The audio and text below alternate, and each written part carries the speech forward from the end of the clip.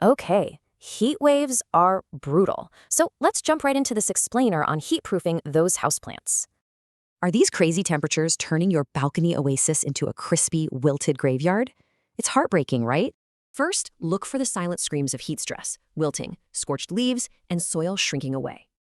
Now, midday watering isn't a refreshing drink. It's a boiling shock. Stick to early morning soaks. Same with misting. Morning mists cool them, but midday drops act like magnifying glasses, literally burning leaves. Let's play Plant Medic. You gotta move those vulnerable green friends away from harsh afternoon sun. Surprisingly, plants need personal space. Uncrowding them instantly boosts airflow and prevents nasty fungal heat traps. Try throwing up a 50% shade net or literally just old curtains to filter that glare. Want true root armor? Adding a nice thick layer of mulch is a total game changer.